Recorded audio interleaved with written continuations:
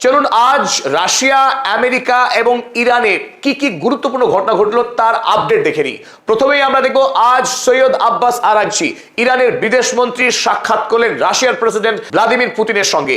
এই গুরুত্বপূর্ণ সাক্ষাতে কি ঘটলো দেখে নেব।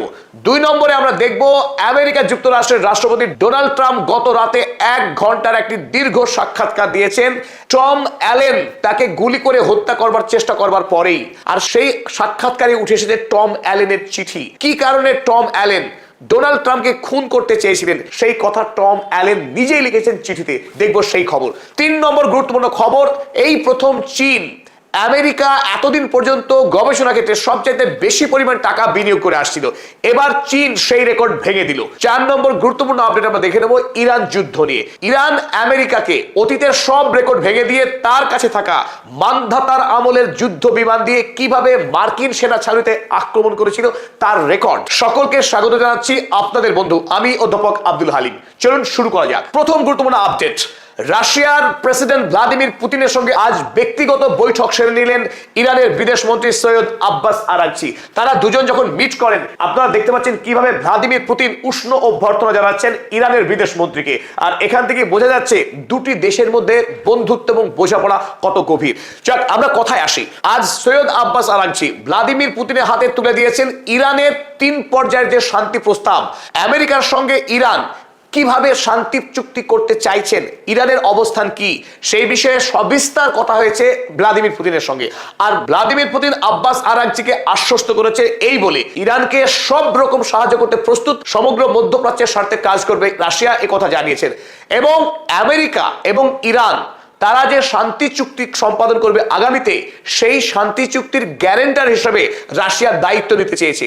আগামী দিনে আমেরিকা ইরানের উপর যাতে আক্রমণ না করে শান্তি চুক্তির পর, সেই গ্যারান্টার হতে চাইছেন খোদ ভ্লাদিমির পুতিন। এবার চলুন আমরা দেখে নিই 3 দফা প্রস্তাব ইরান যেটা প্রথমবারের মতো উপস্থাপন করলেন, সেই 3 দফা প্রস্তাব কি এবং কিভাবে ইরান শান্তি চুক্তি সম্পাদন করতে চাইছেন আমেরিকার সঙ্গে, যদি আমেরিকা রাজি হয়। ইতিপূর্বে আপনারা দেখেছেন ইরানের 10 দফা শান্তি প্রস্তাব। চলুন এবার আমরা দেখে নিই এই 3 পর্যায়ের শান্তি প্রস্তাবে ঠিক কি রয়েছে। প্রথম পর্যায়ে ইরানের পক্ষে যে দাবি জানানো হয়েছে, complete end of the war and guarantees to prevent its resumption against Iran and Lebanon। America এবং ইসরায়েলের পক্ষে ইরান এবং লেবাননে যে যুদ্ধ চালানো হচ্ছে সেই যুদ্ধ সম্পূর্ণরূপে থামাতে হবে এবং এও গ্যারান্টি দিতে হবে আগামীতে ইসরায়েল এবং আমেরিকা তারা ইরান কিংবা লেবাননে নতুন করে যুদ্ধ শুরু করবে না।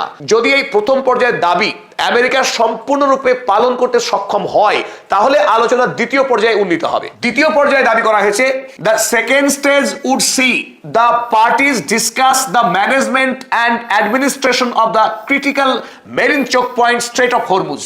এই দ্বিতীয় পর্যায়ে ইরান কিভাবে টোল সংগ্রহ করবে, কত পরিমাণ টোল সংগ্রহ করবে, আর ওমানের সঙ্গে তার পার্টনারশিপ কেমন হবে ইত্যাদি বিষয়ে ইরান আমেরিকার সঙ্গে কথা বলবে এই পর্যায়ে। এবং স্ট্রেট অফ হরমুজের উপরে আমেরিকাকে ইরানের কর্তৃত্বকে সম্পূর্ণরূপে বৈধতা দিতে হবে, মান্যতা দিতে হবে। আর যদি আমেরিকা দ্বিতীয় পর্বের এই আলোচনায় সন্তুষ্ট হয় বা মেনে নেয়, তারপরে তৃতীয় পর্যায়ে যেটা most critical part of the discussion সেটা শুরু হতে পারে। সেই ক্ষেত্রে কি রয়েছে চলুন আমরা দেখে নিই এবার। Iran will discuss the nuclear issue with America.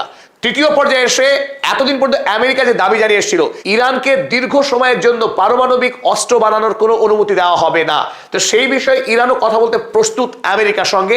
তবে সেটা 3 নম্বর পর্যায়ে যদি আলোচনা গিয়ে পৌঁছায় তবেই। আব্বাস আরাগচি পুতিনের কাছে এই 3 পর্যায়ের প্রস্তাব পেশ করবার আগেই তিনি পাকিস্তানে ওই একই প্রস্তাব পেশ করে গিয়েছেন, যাতে করে পাকিস্তান আমেরিকার কাছে এই প্রস্তাব পৌঁছে দিতে পারে। এবার চলুন দেখে নিই আমরা দ্বিতীয় গুরুত্বপূর্ণ আপডেট।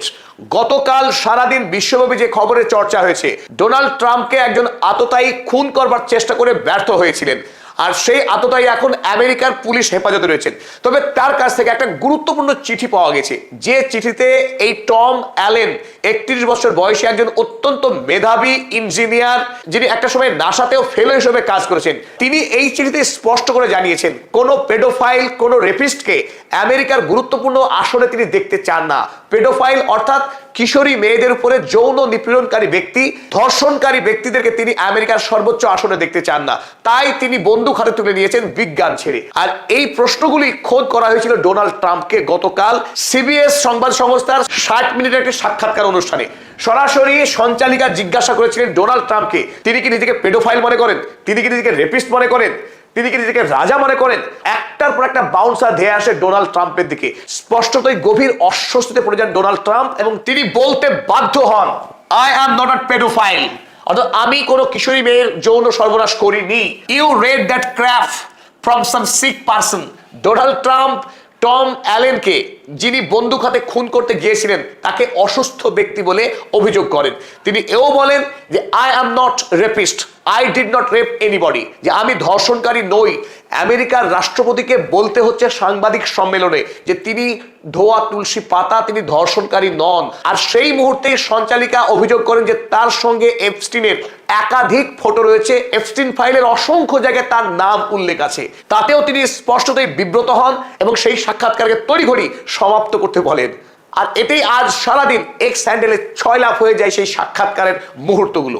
ডোনাল্ড ট্রাম্পের চরিত্র যাই হোক, অন্তত আমেরিকার সাংবাদিকদের রাজার সামনে দাঁড়িয়ে রাজা তোর কাপড় কোথায় এই কথা জিজ্ঞাসা করার সাহস আছে, আর এই সাহসকে কুর্নিশ না জানিয়ে পারা যায় না।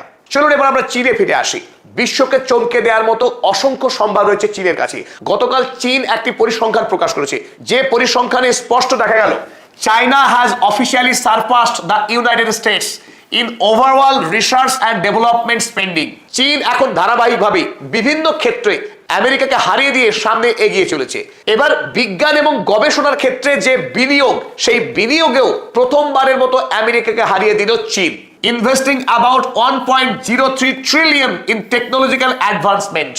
বিজ্ঞান এবং প্রযুক্তির উন্নতির জন্য এবার চীন বিনিয়োগ করেছে 1.03 trillion, a huge amount of money. এতদিন ধরে আমেরিকা বরাবর সব থেকে বেশি টাকা বিনিয়োগ করতো বিজ্ঞান এবং গবেষণায়, আর এবার চীন টপকে গেল আমেরিকাকে। আর এখান থেকেই বোঝা যাচ্ছে আগামী পৃথিবীকে নেতৃত্ব দেবে চীন। বিজ্ঞান এখন চীনের হাতে। চলুন এবার চতুর্থ গুরুত্বপূর্ণ আপডেট দেখে নিই। গত 25শে এপ্রিল আমেরিকার একটি বিশিষ্ট সংবাদ সংস্থা এনবিসি তারা গোপন তথ্য ফাঁস করে জানিয়েছে, এখনো পর্যন্ত আমেরিকার পক্ষে ইরান যুদ্ধে যতটুকু ক্ষয়ক্ষতির কথা স্বীকার করা হয়েছে, ক্ষতি হয়েছে তার থেকে বহুগুণ বেশি। Iran caused more extensive damage to US military bases than publicly known। মধ্যপ্রাচ্যের মার্কিন সেনা ছাউনিগুলোর উপরে যুদ্ধকালীন সময় ইরান যে ভয়ঙ্কর ক্ষতি করেছে সেই সম্পর্কে মানুষ কদাচিৎ জানে। যতটুকু জানে ক্ষতি হয়েছে তার থেকে বহুগুণ বেশি। আর সেই প্রেক্ষিতে একটা চমৎকার খবর দিয়েছে এনবিসি। আমেরিকার 1960-এর দশকের তৈরি করা F-5 ফাইটার জেট, আপনারা প্রত্যেকেই জানেন যে বর্তমানে আমেরিকা ফাইটার জেট হিসেবে ব্যবহার করে F-35, যা 5th জেনারেশনের স্টেলথ টেকনোলজির ফাইটার জেট। সেখানে ইরানের কাছে ছিল 60-এর দশকের একটা ফাইটার জেট F-5। সেই 80 বছরের পুরনো ফাইটার জেট দিয়ে ইরানের বীর পাইলটেরা কুয়েতের আমেরিকার সেনা ছাউনিতে উড়ে গিয়ে আকাশ থেকে বম্বিং করে সাফল্যের সঙ্গে আবার ইরানে ফিরে এসেছে। যা কোরিয়া যুদ্ধের পর আমেরিকার কোনো সেনা ছাউনিতে কোনো দেশ আক্রমণ করতে পারেনি, সেই অসাধ্য সাধন করে দেখিয়েছে ইরান, তাও আবার 80 বছরের পুরনো এই ফাইটার জেট নিয়ে। আর এই খবরে স্বাভাবিকভাবেই আমেরিকাকে নিয়ে নতুন করে হাসি ঠাট্টা চলছে পৃথিবীতে। আমেরিকা মোটেই সামরিক দিক থেকে আর অপরাজেয় নয়। ইরান অ্যাসিমেট্রিক যুদ্ধ চালিয়ে আমেরিকার কালঘাম ছুটিয়ে দিয়েছে এবং সমগ্র মধ্যপ্রাচ্যে ইতিমধ্যেই প্রায় $1 ট্রিলিয়ন ক্ষয়ক্ষতি হয়েছে আমেরিকা যুক্তরাষ্ট্রের এই ইরান যুদ্ধে। সকলকে অসংখ্য ধন্যবাদ পদাতিক পরিবারের সঙ্গে থাকার জন্য। এখনো পর্যন্ত যারা পদাতিক চ্যানেল সাবস্ক্রাইব করেনি তাদেরকে আরো একবার অনুরোধ, সাবস্ক্রাইব করুন সারা বিশ্বের খবরাখবর পেতে।